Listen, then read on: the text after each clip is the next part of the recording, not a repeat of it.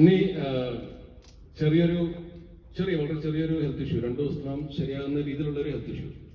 ആ ഒരു health issue ഉള്ളത് കാരണം അദ്ദേഹം സംസാരിക്കുന്നില്ല. പക്ഷെ അദ്ദേഹം തൊടുപുഴയിൽ നിന്ന് യാത്ര ചെയ്ത് നമ്മുടെ പ്രിവ്യൂ അറ്റൻഡ് ചെയ്യാൻ വേണ്ടി വന്നതാണ്.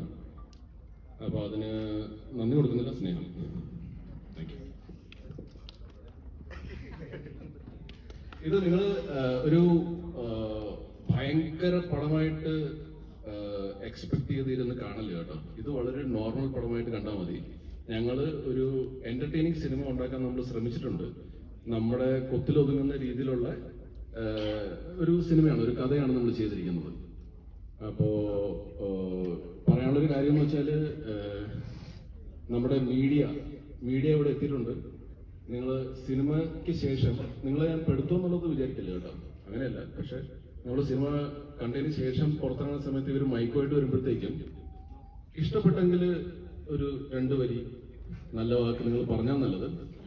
ഇനി ഇഷ്ടപ്പെട്ടില്ല എന്ന് പ്ലീസ് പറയില്ല, മിണ്ടാണ്ട് വയ്ക്കുള്ളൂ. അതല്ലെങ്കിൽ ഒരുപാട് വേദന തരുന്നതായിരിക്കും. ഒരുപാട് വേദന കരിയറിൽ സഹിച്ച ആൾക്കാരാണ് ഞങ്ങളെല്ലാവരും.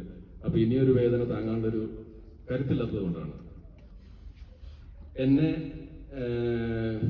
ഹീറോ ആക്കി സിനിമയുടെ പല സംവിധായകരും ഇവിടെ ഉണ്ട്. ആർക്കും പേര് ഞാൻ എടുത്ത് പറയുന്നില്ല, പക്ഷെ അവരൊക്കെ വന്നിട്ടുണ്ട്. എനിക്ക് വളരെ ഇമ്പോർട്ടൻറ്റ് ക്യാരക്ടേഴ്സ് വന്നിട്ടുള്ള സംവിധായകർ വന്നിട്ടുണ്ട്. എല്ലാവർക്കും വാരിക്കോരി സ്നേഹവും നന്ദി. അപ്പൊ എന്തായാലും enjoy the movie. Thank you.